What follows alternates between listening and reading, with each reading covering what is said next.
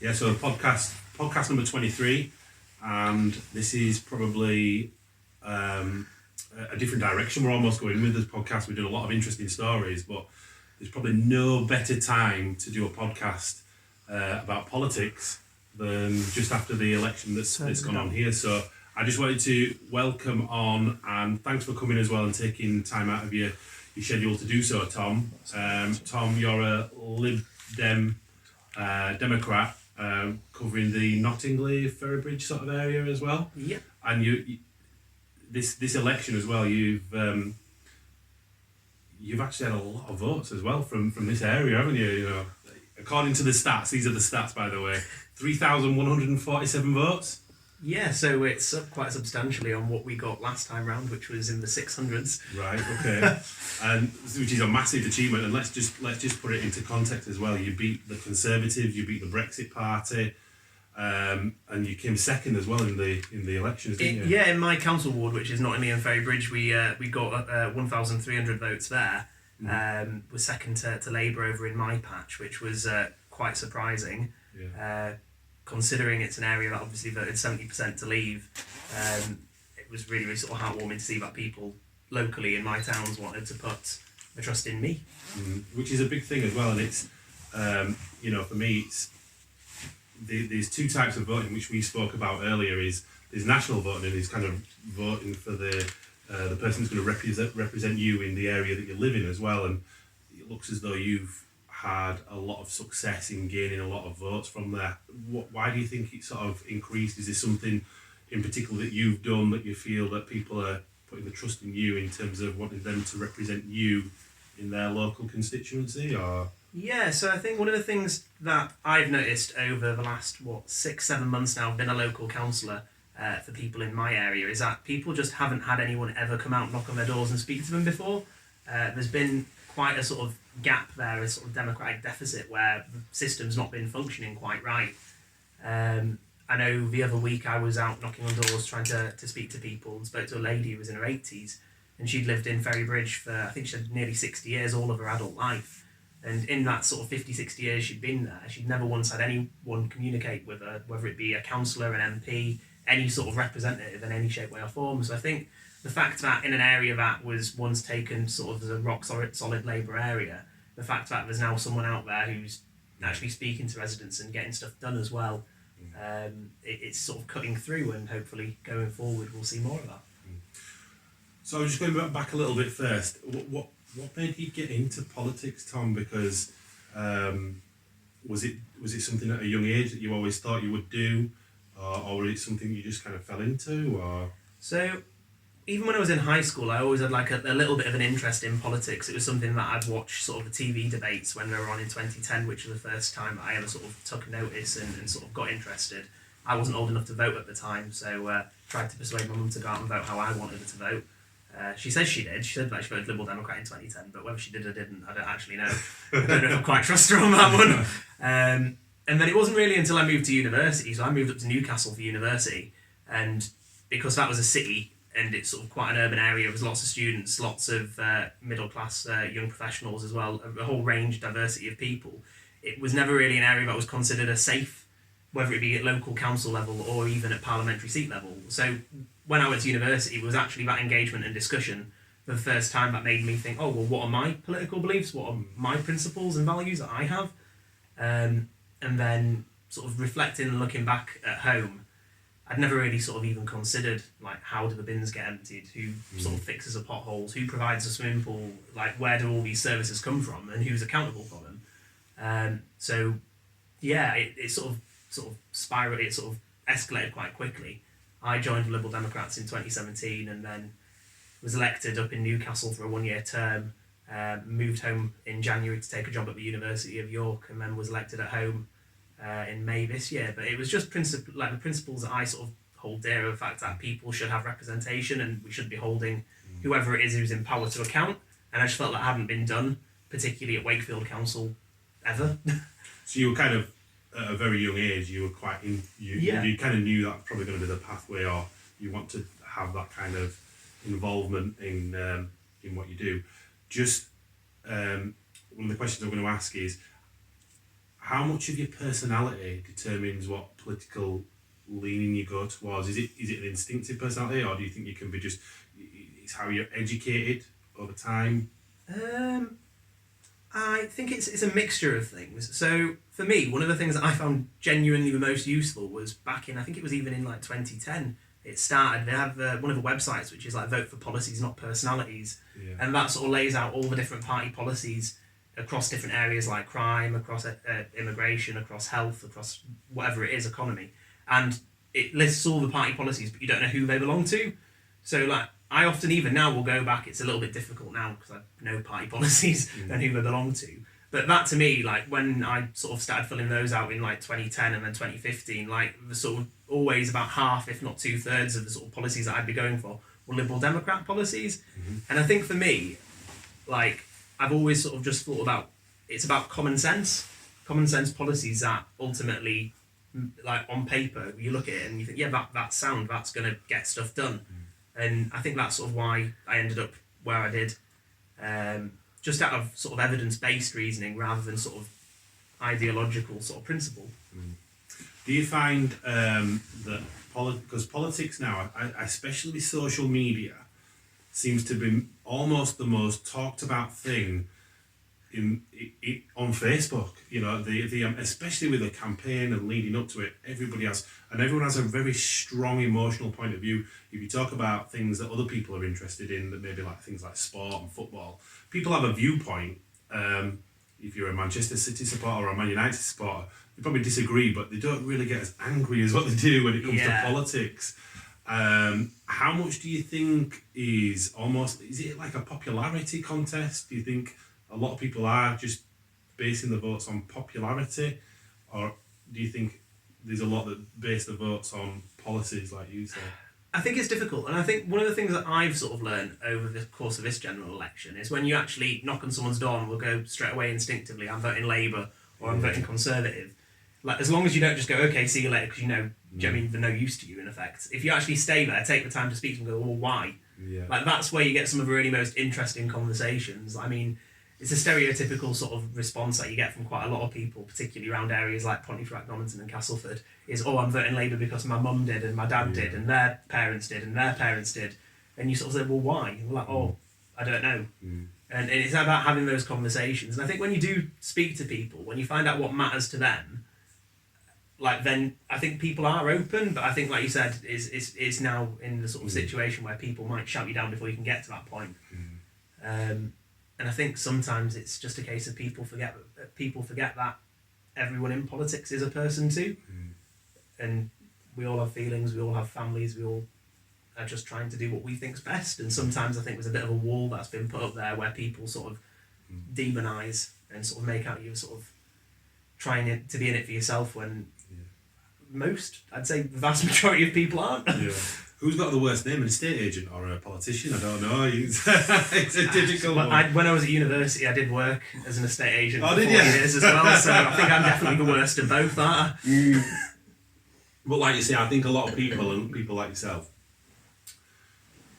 you're not really... the reason you go into politics is to help other people almost, isn't it? But then it gets flipped the other way, that it's like you're almost... Some people just don't believe that, do they? And it's a bit of a difficult thing to probably get across, but like you say, I think you need to, you know, getting out and seeing people, that's where you kind of change the viewpoint. And we spoke earlier, is people have very, very strong viewpoints, but if you have a viewpoint of something, having someone from the other side and being able to have a dialogue, that's what democracy is all about, really, isn't it? It's having that extra viewpoint. And I probably was guilty of it. I used to vote a certain way. I'd take a viewpoint, and every time I was looking on social media, I was always looking for the party that I was wanting to represent me in my area. But I never looked at other people's parties and other people's policies. And what I've found is now is I have a friend who's a completely opposite thinker to myself, and I've had some really, really good conversations with him, and he's almost swaying my viewpoint to say, well, you know, your views aren't always right, and this is why I believe in these viewpoints. And it's kind of opened up my mind to sort of go, right, okay, well, I get that, and it might even sway my votes in future elections, because this election, I vote. It's okay for me to tell you who I voted for, is it? Yeah. You'll carry on talking. but I voted Conservative, but I didn't vote Conservative based on the manifesto, the policies. It was almost, I voted Conservative based on the fact that I was fed up of Brexit, but yet I've not really read the policies, so I'm almost a little bit ignorant to it. And, you know, do you think that people... do you think there's a lot of people that are like me that just have a strict, almost not a very deep viewpoint of all the policy? There's not many people that will vote, look at every single policy and then make a decision. And if they did, how, you know, that would probably be a little bit different to how the election actually went. How many people do you think have the viewpoint that just have a very strict, that's it, and then they go and don't look at other people's difficult policies? I would say probably the majority of people tag on to like one or two things, and for some people the biggest issue to them will be the NHS, and they'll just vote purely along the lines of, oh well, the Labour Party are going to do most of the NHS, or the party of the NHS, and that's what's most important to them. And on the flip side, you've got other people who, for them, just wanted Brexit done, and that's, both of those are completely rational and reasonable sort of thoughts, feelings, and viewpoints to have. But I think this is part of the problem over the last 2 years now, that we've ended up talking about nothing else other than Brexit. And even people like myself, I'm as a Liberal Democrat, obviously voted to remain and want to remain in the EU. But even I'm getting fed up and have been fed up about the endless talk about one single issue, because there's lots of other things out there that need to get attention to, like things like climate change, things like education, things like policing, and that's all been sort of just drowned out. But I would say definitely, I think most people do sort of only sort of pick up bits in the press, in the news. Don't necessarily, like, I can't blame anyone. If you get them from a sort of full day at work, you're not going to sit down and think, oh, what's happening today in Parliament? Like, most people don't, want to zone out. They don't want to have to think. And you only retain so much information. So, you know, if you watch a documentary or something about politics, there's only about 5 minutes of it that you'll really want to take in and probably even remember anyway. So, can I ask, why does the Lib Dems want to remain in the EU? What was the reasoning around that? So the reasoning and sort of my views on this too is, I think that just having been in the EU pretty much all of my life, and also, well, all of my life, and also just sort of a general sort of worldview that I think we need to be sort of working closer together with partners across the continent. And as a young person myself, I love going on holiday and travelling, and I like the idea that I can move, live and work across 27 other countries with relative ease. If I wanted to pack my bags, I could just go to Spain and live and work there. I think obviously other people have got different reasons why they don't agree with that, things like immigration. Again, I think that's a completely rational argument and reason and logic to have. I think when it comes to things in sort of the world that we're in today, I think it's increasingly a fragile world. If you look to what's happened with Trump in the US, and if you look what's happening with Putin in Russia, I think just the idea that we're all on the same page and trying to fight a common sort of ground against sort of the biggest issues like climate change too, I think being united is something that gives everyone strength, and I don't think it necessarily detracts from what we as a country have as its own identity. I mean, off the back of the general election, I don't think that there's any chance that we will be remaining in the EU now. I think that's been pretty sort of clear.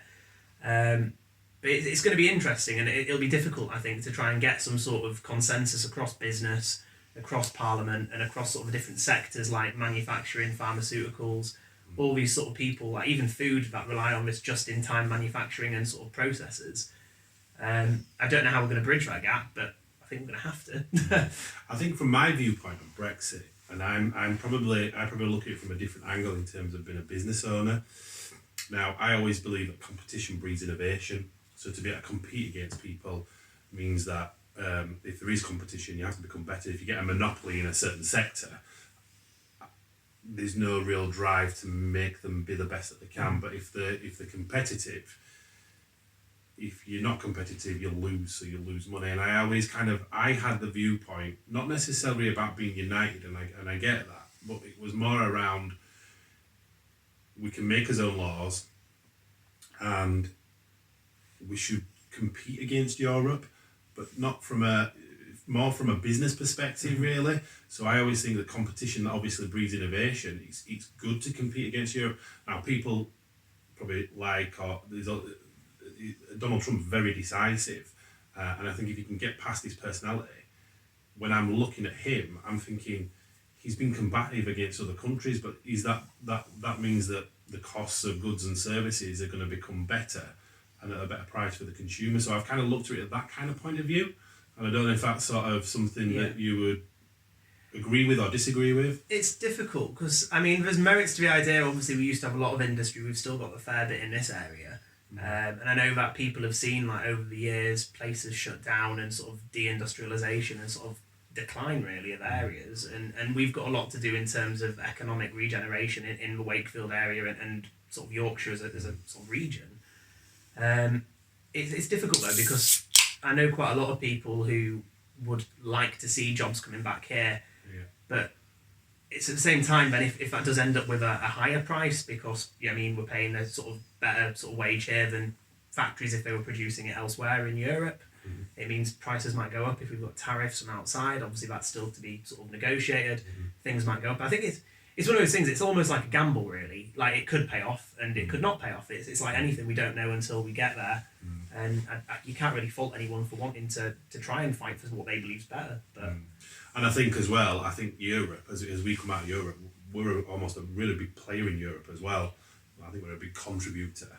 So would Europe, now we go out, probably want to make an example of us that we don't, they don't want us to be successful, do they really, in a way? Because if they do that, would other countries leave? And then you have a problem there of keeping the European Union together, don't you? So.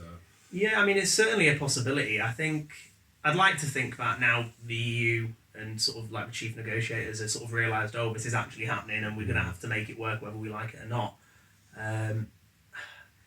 I've sort of almost over the last sort of few years almost become sort of like numb to these sort of like cataclysmic arguments both for and against, like the idea, the world's going to end, and equally other people say, no, it's going to be great, everyone's going to be rich, everyone's going to be land of milk and honey. Like, reality is in like most things, it's probably somewhere in the middle.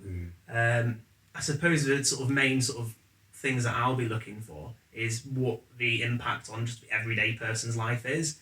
I mean, we've already got, and this is one of the things that I think's sort of more of a concern to me, is we've had sort of best part of a decade now of the Conservatives in government, and we've seen sort of an increase in number of food banks and other sort of issues sort of declining in funding for certain sectors. And obviously there's been manifesto commitments by the Conservatives to increase funding for police, for schools, and it's just about making sure that we now get those things so that ultimately when we're leaving the EU that we don't necessarily feel any sort of pinch if there is one. And you're right, I always think, people always go, if we leave the EU then we're going to be in major trouble, and then you get people on the other side going, if we leave the EU it's going to be a lot better. And then the people are putting those views on people, but nobody knows. It's a gamble. You just don't know that. So I think you almost have to just agree with the majority and say, right, okay, the majority is that we want to leave the EU. We've just got to do it and deal with the consequences off the back of it, really, haven't we? So. Yeah, I mean, that's certainly the view. But I mean, over the last sort of week now since the general election, I've sort of resigned myself to, like, Boris now has his majority, he's got his mandate, and he's going to, in his words, get Brexit done. And to be quite honest, I think, like I said earlier, we need to sort of carry on talking about other things now. I think one of the things that's come out of the general election to me is just, it sort of highlighted a really sort of big issue with our country and our democracy as such, is that obviously it wasn't necessarily, like, when we talk about the win, it wasn't a massive landslide in terms of increasing in his vote. He only got an extra few hundred thousand votes. It was the fact that millions of people abandoned Labour that actually saw the sort of massive sort of gains in seats that we've seen for the Tories. Why do you think people abandon Labour?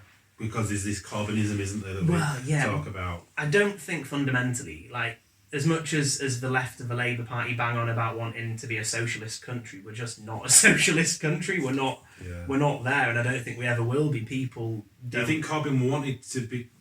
Because you see, again, you take sound bites, and we take a lot of information through social media and all those networks, but a lot of people are pushing negative ads on Corbyn, saying he wants it to be a socialist party. Do you think Labour do want it to go that way? Do you think they have gone too far left and they need to probably align themselves a bit more in the centre? Can you talk about that? Yeah, I mean, it's difficult because now obviously we've got two leadership contests that are going to be ongoing. There's going to be a leadership contest to replace Jeremy Corbyn, and there's going to be a leadership contest to replace our leader Jo Swinson, who lost her seat. And it's going to be interesting in terms of what will come out of that. I mean, I think Labour Party in its current form is just not going to be fit for government for a best part of another decade. And if it tries to continue on with Corbynism, if it picks another leader that shares the exact same viewpoints, the exact same policies, I don't see what's going to change. I think come the next general election, we'll just be in the exact same boat, and I don't think they'll have learned. There's a lot of rebuilding to do in the Labour Party, isn't there, really? Yeah, absolutely. And I think Corbyn's, you know, again, my political viewpoints, and you know, some people out here that'll think differently, but he kind of worried me that he was too far. That was one of the reasons I probably wouldn't have voted Labour, because I was thinking, you know, he talks about equality, and I think that's fine, but sometimes, you know, people say equality is a really good thing and inequality is a really bad thing, but sometimes inequality will always be about. It's not necessarily a bad thing, because, you know, if you strive to do something, you should be rewarded for it. Is that not is that a good thing or a bad thing, if you know what I mean? No, I completely agree in that respect. That I think with the narrative around the Labour Party in the election, it was very much it was the entire phrasing for the many, not the few. Well, it makes you wonder, well, who are the few? Am I the few? Are they going to take from me? Like, it sounds quite hostile. It is quite a hostile thing to be saying. Like, I mean, you're going to... And this is a sort of great irony in it, as the Labour Party champions itself on trying to be inclusive and diverse and equality for all. But in their little slogan, they've picked out a minority and they're going to not be for them. They're going to be for everyone else, but not the few. And that is something that... alienate themselves from... Yeah. It should be for everybody. Exactly. For everybody, not for many. Yeah. But it's going to be an odd one. I don't know what the next sort of parliament will bring. I suspect it's going to be probably more surprises down the line. I think it's just a very sort of febrile time, and anything can happen. Even with a sort of decent parliamentary majority, I imagine that give it 4 years and things might change quite substantially the other way. And in terms of the Labour Party, it needs to go away and find itself, and I think the same is probably true of my party too, Liberal Democrats. We ran a very sort of heavy sort of one policy campaign, which was to stop Brexit, and obviously in areas around here that was never necessarily going to cut through because people wanted to leave, and that's fair enough. And in areas where we were banking on sort of the 70% Remain seats, that didn't cut through there either. So we seem to have had a Brexit election where the main issue's been Brexit for everyone but us. Yeah. So sort of slightly ironic. Can we talk about Lib Dems in terms of one of the things I want to do and get out of today, this conversation, is really an understanding of all the parties that, you know, because like I say, sometimes I'm a little bit ignorant. What are the policies? What is the Lib Dems all about? What's their the main policies? Why should I vote for a Lib Democrat over another party?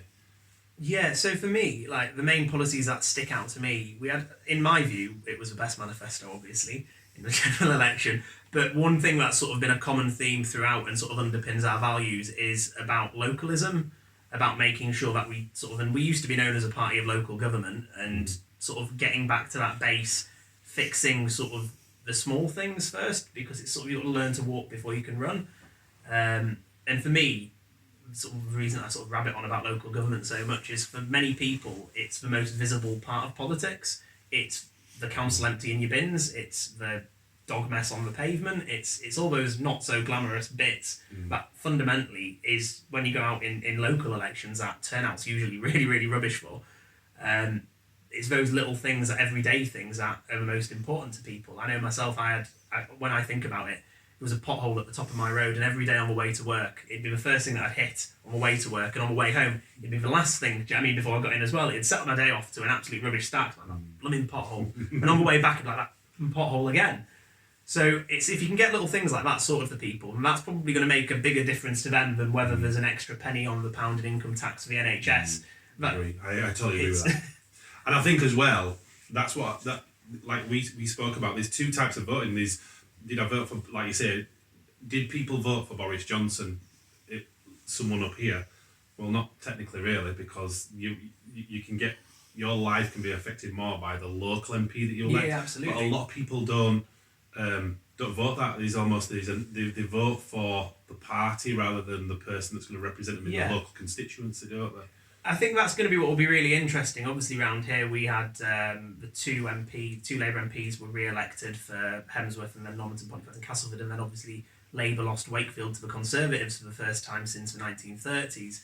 And I suppose that might be a little bit of a change to see how the new Conservative MP for Wakefield sort of gets to grips, because I know Mary Craig was quite hands-on, and she was quite, in all honesty, I'm quite happy to say, even though she's of a different political party, she was quite hands-on and good at doing stuff in a constituency. And I think people want someone that is local, that is visible, that lives in the constituency and doesn't live in Westminster. Yeah. Because fundamentally, that was one of the points that I sort of put myself forward for in this general election was, well, I was born in Pontefract. My first job was at KFC in Glasowton. Like, I live and represent an area in the sort of constituency already. Like, I know the problems here. I am from here. You've been emotionally invested interest in it, haven't you? Because, you know, you like you say, you're brought up from this area, but if you get a politician that's, just like you say, that's stuck in Westminster, that are they going to be as effective for you? And do it, like you say, just an extra £1 in the income tax, would you really notice that based on somebody who's local, who can, you know, improve absolutely. sort of the public services that are there as well, really. So for me, just go back onto the Lib Dems, the policies. What policies do you kind of run on? Because again, I just want to understand it really. So we used to be as well. This is one of the things that's been sort of slightly disheartening. Really, we used to be really strong on his economic credentials, and we used to be like a really sort of known for being a really green party. And I think again over recent years, because of sort of single issues dominating, we've sort of lost that sort of record. When we were in coalition, we introduced the world's first green investment bank. Sort of, I know it's one of those sort of policies that people laugh about now, but the 5p charge for carrier bags, that was Liberal Democrat policy to try and stop plastic waste. Has that made much of a difference? It has, yeah. I was going to say we've seen a massive reduction of a number of plastic bags. Obviously, people don't. I know myself, I'm the worst person for it. When I go to the supermarket, I end up carrying everything out. I resent paying 5p for a carrier bag. And I always forget. I've got them in the boot of a car and never get them out. But like little things like that, over sort of decades and to come, will make a real big impact to the planet. Sort of, we had in our manifesto really sort of bold ambitions to make sure that we generating 80% of renewable electricities. All electricity would be 80% renewable by 2030. To try and sort of set some really key sort of climate change targets before sort of the 2050 targets. Other sort of key things to me that sort of stand out was we had a really good policy on investing quite heavily in mental health services. We wanted to make sure that we were giving parity to mental health so that it was basically the equivalent of physical health. Because there's still a little bit of stigma around sort of people having sort of depression, anxiety and other sort of mental health conditions. It was to basically make sure we're recognising it as it's a health issue and not separate, and treating them sort of across the board. And that's I think mental health is probably one of the biggest things that's now being spoke about. That back in the days, you know, years ago, people wouldn't really speak about mental health. Absolutely. Because they were worried even for the jobs. You know, if you had a mental health issue, people would be like, do we even want to employ him? Do you know what I mean? And it shouldn't be about that. It should be about speaking out. And you know, it's something that I think, especially among men as well. Oh, absolutely. It's now people are more open with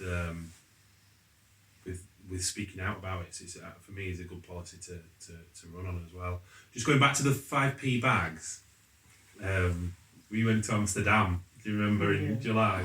So you sit there. This is how Europe is probably a little bit different to us. So we get a lot of sweets, a lot of goodies, and we went and we got the carrier bags, and they looked at each other and went, "Don't really need a carrier bag for that, mate." And I went, "All right, okay, we don't really do them. They do really hot on like." They didn't even have any in the shop at all. They did. No, they did. They just didn't want to give us them. I swear. Oh, but you didn't think you were worth. No, they didn't. No, I think it was. I think they were just. I think in Amsterdam, they're very probably environmentally conscious. Yeah. It was as though, no, we don't want you to have that carrier bag because we don't think you need it, so don't have it. Which is almost becoming resourceful, isn't it? As well. Yeah. You're reducing it down. So it kind of took me back a little bit because over here, even though it's 5p a carrier bag, no one really says anything. They just you just pay it, don't you? And I'm guilty of doing that. Is I'm always busy, and you know, I in my head I think we're completely different over in Amsterdam. the fact that they just didn't want to give you a carrier bag. I So went to Morrison's yesterday and it was 30p now for one of those bags for life. yeah, 30p. It's that they're just putting the. What I don't get is that they're putting the prices up on them. I think the idea is originally when we started it was a 5p for a bag for life, one of the plasticky ones, and now they're like more like different fabrics and stuff like that. Yeah. They're meant to be like pretty sturdy. Aldi are doing compostable ones. Oh, are they? that- Okay. Yeah, you can I was pay. gonna I say, I think they're know- 5p, but the biodegradable breakdown and Yeah, I was going to say, I know Morrison's even like when you go to like the veg section are trying to move back to sort of having a brown paper bag and sticking it in that. Yeah. yeah. I've seen people. I swear I've been to shops and they've even started charging for like paper bags. I think people just. I think they're just trying to make a bit of a. You know, profit environment's a out of it. massive thing now, and it's really sort of cotton on, and everybody wants to kind of reduce the carbon footprint.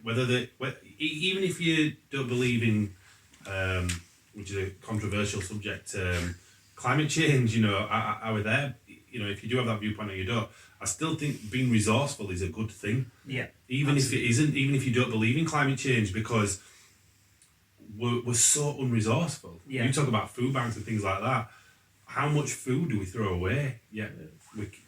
I always think as a species, we're really intelligent, but we're also not really intelligent as well because we're just not resourceful enough. There's people that are starving and there's people that have loads of food and then just throw it away.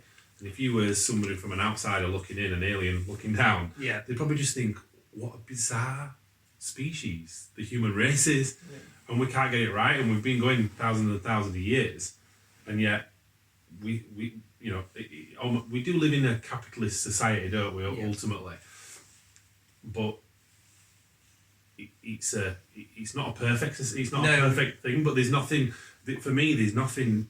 What's better than a capitalist society? You know. I think we've still not quite figured it out, have we? Really, how to work together necessarily, and I think that's the point. Really, is like with sort of things like this. Like food waste, it is one of the biggest issues. Like I can't remember the exact statistic. I'm sure it's something like a third of all food is wasted. Which, when you think about it, if you look down at your dinner plate and you were to just scrape a third off it, you'd think, "What the hell are you doing? You can't waste crazy. that." Yeah, but obviously, 'cause we don't see it, and it's sort of stuff that gets left in the fridge and gets binned, never makes it to even been eaten. Like we don't necessarily see it. But with sort of a climate change thing, it's been sort of like that's one of the things that's really inspired me over the last sort of recent year now is the fact that young people in particular, and I might not necessarily agree with what Extinction Rebellion are doing, like when they blocked off the road in Leeds and caused absolute chaos for sort of people just trying to get to work, and with the tube in London when the person who jumped on the roof of the tube and stuff like that didn't really make sense because they're trying to use public transport anyway, so you don't want to make it even more of a burden for people. But the fact that there's now quite a lot of young people who are getting engaged, who are wanting to have their voice heard, like that's something that when I was sort of in my teenage years, like didn't really seem to be a thing. So it sort of does give you hope in that respect that people are getting more engaged and are wanting to make sure that they're heard. It's just making sure we use the right means to do it rather than Looking on trains. yeah. It was a strange thing, wasn't it? That it hit Good Morning, but they were like their viewpoint was at least we're getting heard now and we're getting airtime on, and unfortunately TV programs like GMTV it was Good Morning. I think she was on. Give her the exposure, but Yeah. she has to do that. But she shouldn't really have to do that No. to get on television, really, which is a crazy one. I want to ask you another question. It's sort of slipped my mind now. What am I asking? how's social media been with the campaigning? I must admit, I expected to have a lot more sort of nasty negative comments. And I think this is one of the things that I know people who've been in Parliament, MPs, have had all sorts of horrendous threats, death threats, sort of just every horrible word you could imagine under the sun being slung at them. I didn't really get any of that, which was nice. Have you used it for a positive? I.e., Yeah. YouTube was Labour just were pushing on there the mining thing, and Yeah. they had a strategy on there that they were really executing on. Yeah, so I mean, personally, I've got my two Facebook pages. I've got the one which is my Councillor Tom Gordon Facebook page, which is where I sort of it's more about me as a sort of local councillor and then parliamentary candidate. And then we've got like the Liberal Democrat focus team page for the council ward. And to be fair, the most effective way that I found to use social media is just to make sure that people know what I'm doing. So if I do get a pothole fixed, if I do get something sorted, like make sure that people know and it's quite visible, because I know myself, like the amount of hours that you put into binning local government, or even if you're fortunate enough to be elected to national government, people don't necessarily see what you've done, even though you might have been working an 8 to 8 day, 12 hours a day. I mean, I've got my inbox at the minute after the general election, just kept getting, I was getting more emails than I could possibly reply to. I've got like 1,000 emails still to go through. But do you have a team that supports you then as well? In the general election, I had like a few people who were helping out, sort of a campaign team that were helping volunteer, but it's just like, unless you've got machinery like the two main traditional parties, the Conservative and the Labour Party, it can be quite overwhelming. Even with messages through to my Facebook page, like I was getting more in than I could possibly reply to in a day, and people asking questions about, and this is one of the things that was really sort of like quite nice to see, is people were genuinely asking questions about, oh, what's Liberal Democrat policy on children with special educational needs? What is the policy on X, Y, Z? And when people actually take an interest, like, it's unfortunate you're never going to be able to reply to everyone. Like, that's just the reality of the situation. In the same way, you're not going to be able to knock on every single door and speak to every person. But it's nice to see that people do want to sort of engage, even if it's through social media. It is a different type of engagement. And it's been quite effective, I think, as well. Like, whenever we've done stuff locally, litter picks or anything for charity or any sort of community events, like obviously using social media, it's a really good way to get stuff out to people and reach as many people as possible. Obviously, I think you can end up falling into the sort of trap of over-reliance on it, where you're then not speaking to people who might not use it, who are older.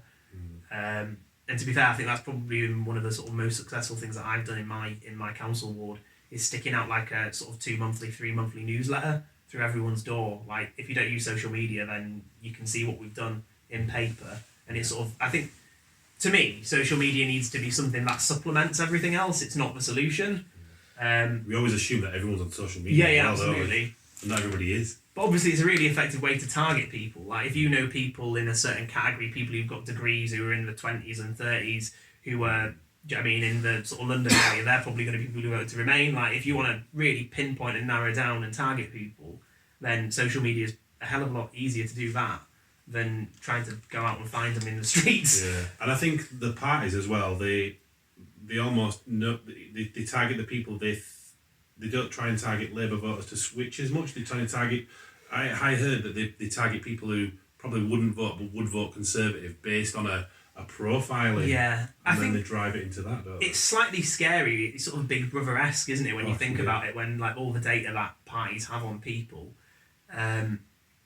And to be fair, I don't know how you can sort of get around it with sort of social media. It's people have freely given that data to Facebook. Like, you don't pay anything to use a site, so if you're not paying, then you sort of are the product in that respect, which makes people feel a little bit uneasy, which is understandable. But I suppose going forward, we've always sort of heard in like recent elections and recent years that social media is more and more important, because you can target people really, really specifically and no one else will see it.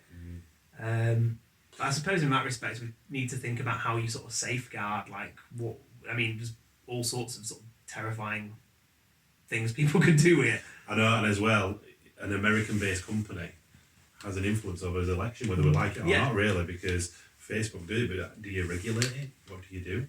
Yeah. I just wonder if anyone ever did like a full-on personal branding campaign. Could they get in off that? Like an example, if... Well, I think Donald Trump let's just say The Rock Yeah. ran. He Yeah. has that much influence and a fan base. People would turn out and vote for him. And I just wonder if someone... I think that's already happened with Donald Trump. Yeah. Donald Like Trump was the popularity. most known guy. If you looked at all the people that he ran against, more people knew Donald Trump than anybody else. And he based it on a popularity contest. Oh, absolutely. And it's not really the Republican Party anymore, it's the No. Donald Trump Party. It totally is. And I watched that. And I think that's what really got me engaged in politics.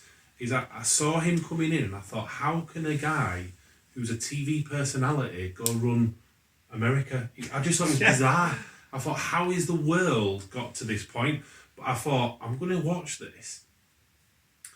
And I just saw him just attack him. And I don't think it's ever been seen before. And his rationale for it, if you watch some of the documentaries, is hate is a stronger emotion than love. So he got everybody to hate him almost, to get the audience.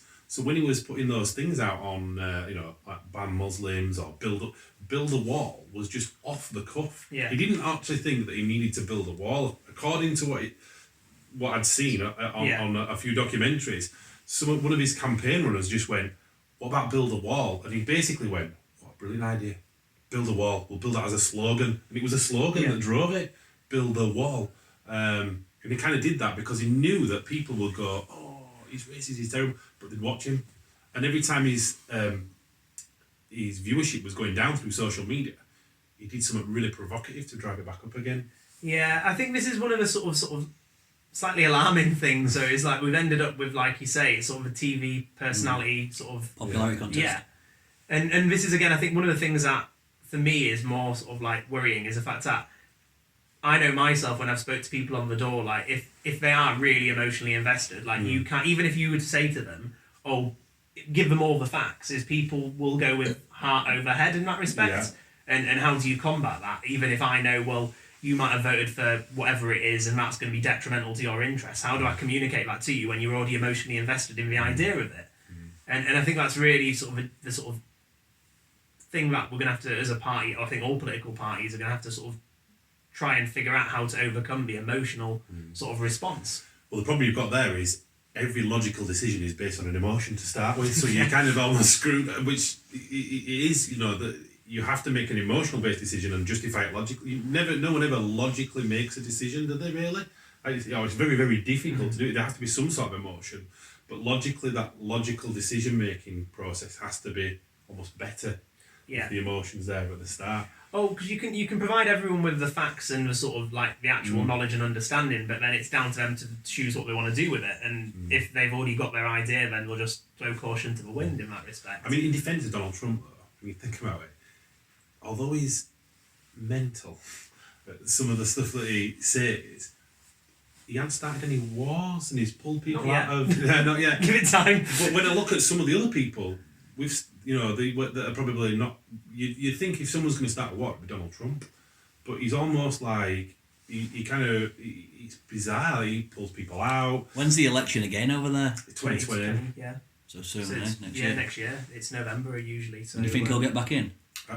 I, as much as I would like him not to, and I think, well, it depends who the Democrat candidate is. If it's someone like Bernie Sanders, I think he's the Jeremy Corbyn of the US. Again, like he thinks that the He's US about 90 as well. I was going to say he thinks the US is a socialist sort of utopia, and it's just sort of like I know for a fact if Bernie Sanders is on the ticket, he'll lose to Donald Trump. So you sort of sit there and you just think, who else is going to... Yeah. The thing is the Democrats have just not got a strong candidate.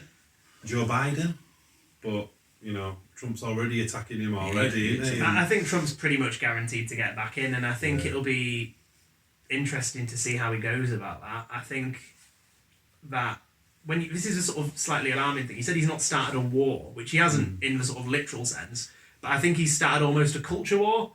Like, it's playing off people against one another now, like in rural working class towns who were told that we're going to have coal mines reopened and the jobs back, and they've not necessarily seen that. So I don't know. I mean, in terms of the areas that voted for him and swung it in 2016, I don't know. Like, it's the same. It's exactly the same with Boris. Like, the same areas, the same demographics that they've got in office on. But how are they then going to sort of keep the promises to those people and make sure that they come out again? Yeah. And I suppose in that respect, I imagine Boris Johnson will look to Donald Trump and his re-election campaign for that. And you know what? I think Donald Trump has reshaped the way politicians actually now communicate with people almost. If you look at Farage has copied him. Yeah. Pretty much, hasn't he, really? He's got that there, and Boris is... Well, the odd thing is that Boris looks pretty much like Donald Trump, doesn't he? Which is slightly similar. Bizarre. What a time to be alive. I've not followed it too much with Donald Trump, but obviously it's been 4 years nearly already. Has it been as a disaster as what everybody thought that it was going to be? I don't think it's necessarily been a disaster, but I don't think it's been great. I couldn't name one thing that he's done that's changed Americans' lives. Could you name any one thing that he's done that's done it in a very negative way? I think there's a few things, but like nothing like he's not started a war. I mean, like some of the stuff with like locking kids up in detention centres and stuff like that's been pretty vile. But I mean, in terms of again, it's sort of coming back to what we were talking about earlier, like what impact does that have on the average everyday American? Like they might see it for a news segment for 3 seconds and then it's gone. It's not really there. It's not really. And the people that they elect in the states that they're in, how much of a difference does Donald Trump make based on? You could have a Democrat in obviously the Republican Party are in power now, but you could vote a Democrat into a state. They may do more for you than the Republican would have done. That regional sort of voting again, isn't it, really? I think one of the things that's sort of quite noticeable is the fact that with sort of Boris Johnson, he is very sort of comparable to Trump, like in terms of, like Donald Trump keeps touting like he's a successful businessman and he's had like casinos shut down, his universities have shut down. Like I've never known someone be so successful and lose so much money at the same time. And the fact he won't release his tax returns, like it's sort of, again, it comes back to the idea that it's a bit of an act and a bit of a facade. But Boris Johnson's the same with he talks about how successful he was as mayor of London. Well, he absolutely wasted millions on this garden bridge that never got off the ground, the water cannons that he got to like. But people know that they lie, and it's almost, but they still vote. It's a weird sort of situation that you're in. Like if you go back to Donald Trump and he was saying how much he's worth, it changed every time. he kind of made it up, but he was like, well, it's somewhere around that, so it don't really matter. But then people were like going, well, yeah, he does tell a few. And Boris is not perfect, and he flip flops all the time, doesn't he? And but people still vote for him. Yeah. And it almost goes back to that popularity contest, like you said. Could somebody in this? Well, how many votes won the election in Castle Pontefract? There was only about, I think it was 1,600 or so for Vet Cooper's majority here. So what's that, 15,000-ish? Yeah, around there. So you've got to reverse engineer the plan there. Could you get 15,000 fans to follow what you do and go out and vote? Like you could almost see it like a personal branding mission, and I bet people more and more start doing that. Way. I watched something on LBC and Anne Widdicombe, she was like saying she's now got to build her own personal brand on top of what she does in politics, but she's no idea how to log on to Facebook. So she has to build an audience up from there, which is just the way it's going to go. Isn't it, really? Do you think the system we have now, almost the society we've built, will always be like this? I think what's going to be really interesting is I think that it's really odd because when we talk about democracy and we talk about representation, we often look to the UK as sort of this like gold star example of like, oh, this is how it's done because it's one of the oldest democracies in the world. And I kind of see the argument for maintaining it because it's a tradition and we've still got all the silly lords who put the red robes on and prance about with the Queen and all that. But I think, is it really fit for the 21st century? Is it still something that can last the ages? And I've always taken the view anyway that I think we should have a more democratic and a more representative and a more equal voting system. And I think this is where it's going to be really interesting because I don't, in all honesty, think the Labour Party can ever win a parliamentary majority in the current system. They used to rely on 50 seats in Scotland and that's just never going to happen now. They used to rely on seats around here and that's increasingly looking like it's not going to happen now. And there was even a stat earlier this morning I was reading and it was like 3/4 of Labour members think that they should have a proportional representation sort of mode of electing people. And I think if we were to end up in a situation where you were able to change the electoral system, I think it would change the entire country. Like, I mean, there's lots of people who go to them and they go, oh, it's not worth voting, they always get in anyway, the same one, and it's nothing ever changes. I think if we were to have a system where we sort of had a more equal sort of every vote counted, and that you totted them up across the country and allocated seats out as based on a proportion, I think like you'd look at places like Germany and like other countries that have these sort of models. Even the Scottish Parliament has a more sort of fair model than we do. The Welsh Assembly as well. Like, I think if we would end up with something like that, I think fundamentally it would change everything about the country. So what you're saying is build up all the votes and then allocate them separately. So you can say that, okay, like Conservative, although they got a certain percentage, they've got more seats. Is what you kind of say. So I was going to say that's the thing. Like they only got something like 40% of the vote, but they've got 50% of the seats in Parliament. And I think if you were to end up with a system where this is sort of the sort of same again, it's parallel to what's happening in America. Like what has happened since Barack Obama was elected is the Republicans realised it was just easy to try and stop everything that he does, no matter even if it would possibly be good. Just say no because it would benefit them more come the next election. And I think that's what's almost happened here in the UK. Like the idea of cross-party consensus is dead. Like the idea that other than the opposition working together as a bloc, the idea that the government and the opposition would ever, like things like social care, like we've got a real big issue with the social care crisis, that it's just not getting enough funding. We need to reform and have a real serious conversation about the way that it works. But the government aren't ever going to want to do that on their own because they'll take a beating at the next election. And even though it's really serious and the opposition knows something needs to be done about it, it's not in their political interest to sit down and work with them. So you're almost working negatively towards what helping the people. Can you imagine if they all sat down, Lib Dems, Labour and Conservative, went, wow, we've got a great idea. We all care. You never really see it, do you? And I know you have to oppose it, but a lot of the time it is around political gain and you lose a lot of money, you lose a lot of time and effort. Again, even if you go to America, the impeachment process, the Russia investigation, do you know what I mean? It's just... We've fallen into a trap of opposition for the sake of opposition, I think. And I've sort of, when I was elected to Wakefield Council as the only Liberal Democrat there, like the first one in nearly 10 years, I have no problem. If Labour want to steal my ideas, which they probably, they already have done. At my council meeting in May, I went, if you were creating a new cabinet post, it should be a cabinet member for climate change. And lo and behold, we've now got one, as of yesterday. So, do you know what I mean? I'm not going to get the credit for that. It's 6 months down the line. I don't really care. At least it's done. It's done. Do you know what I mean? That's the point. It's affecting change. And I suppose if we were to end up in a system where you had to have coalitions because we had a proportional system, I think that'd probably be better government because you'd force people to work together where there's no incentive for anyone to work together. And the people who lose out as a result of that is... the people. Yeah. Which is sort of sad. You know when you were counting the votes the evening, did you have to stay up all night? Yeah, so I was up at 4 o'clock to go out delivering leaflets I had to go to bed at 3. I would you could. Oh no, I was up at 4 in the morning, out knocking on doors all day, and then at 10 o'clock, 9 o'clock, I was like, I need to go home, get a shower, get changed, head to Thorns Park where the count was, and then was up got there about 10:30, was up until, I think I got home about 6. So it was a long day, 4 a.m. till 6 a.m. the following day. It was... No sleep. Lots of coffee. Fortunately, they did have upstairs in the in Thorns Park, they had refreshments and just chugging coffee every half an hour to stay awake. But it's really weird when you see sort of all the votes just piling up there in front of you. And you're I always think it's bizarre as well when you're doing your votes, and I always think, what happens if I put mine in the wrong one?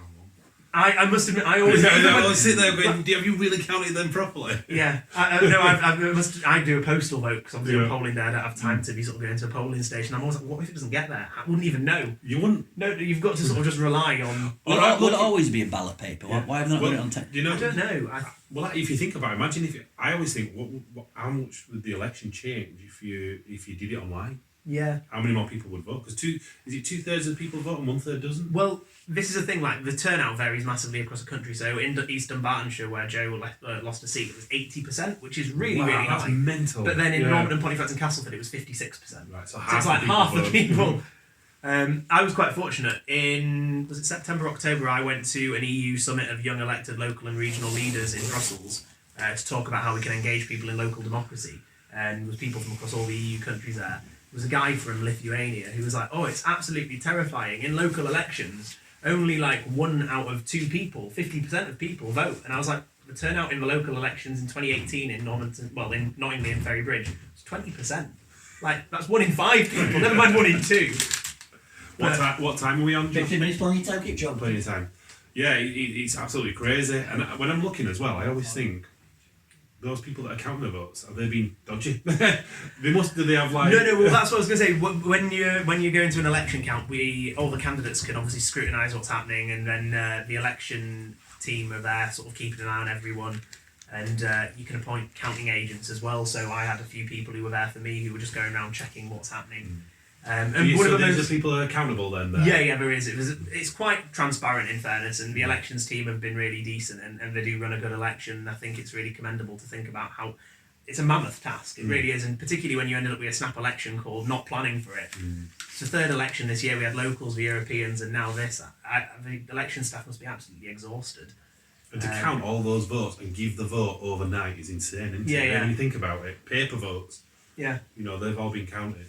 But and then obviously there's a really fun part afterwards where when they've totted up all of them, they have to do what they sort of do the dispute bit, where if there's a ballot paper and it's not clear what it is, and obviously they have to show all the candidates and all the election agents, and you've got to make a decision. So fortunately for us, there wasn't actually really. It must have maybe been about, I don't know, I can't remember the exact number. It must have been under 100, but spoiled ballots in the Norman and Pontefract and Cass area. But there wasn't anything like, it was people who write none of the above. And to be fair, I'd much rather people go out, spoil the ballot paper, and at least have gone out and Made a voted decision to vote. rather than not bothered in the first place. But even some fun comments have been called all sort of names under the sun. I think there was pictures of penises drawn on ballot papers and some really artistic. Why would you do that? Yeah, I know there's genuinely been a few cases before, because I think the law basically says, and it's down to returning officer's discretion, but any positive indication for a candidate. So there's people made the argument before, and I know I've heard this story a few times. There was a ballot paper and they'd drawn penises for the candidates, and then one of them was an erect penis, and they were like, "Well, that's a positive indication that it's next to my name." Oh, no way! Like, it's the only one that's got a. So, you know what I Surely mean? they didn't count that. But I mean, is it really worth that extra vote? Yeah. I mean, I'd rather just not take it personally, but there's all sorts of like hilarious sort of election stories like that happen like that, and you just when you think about it, I think when you actually think about how you go out to a school or a church and stick a cross in a box on a piece of paper with a pencil, and then 12 hours later it's been counted in a sports hall and then they're added up, and that's how we elect people. Like, it does seem quite strange. It's really strange. You think that have moved on now? That I think you'd have thought it'd have been online, but then again, you've got online. You've got cyber security risks and all sorts. Cyber risks. But would it increase more people to vote? I think it absolutely would. And I think we were talking earlier about if we were to change like the system we use here, like would it change like the country as a whole? Like if you look at places like Switzerland, they're like direct democracies and they have like a number of referendums per year, and like stuff like that. If you were to give everyone a say on everything, and I think they do it more high tech than probably paper, I imagine. I'm not sure actually, but like I think that's part of the problem is we don't engage with people. Like if it's a 5-year parliament, you go out and speak to them in the election period, and then after that it's like, oh, I'll start speaking to you the months before the next election. And I think we do need to have a sort of serious way about how do we engage with people all year round. And I think that starts with having people on the ground, local councillors who are doing sort of the hard work anyway.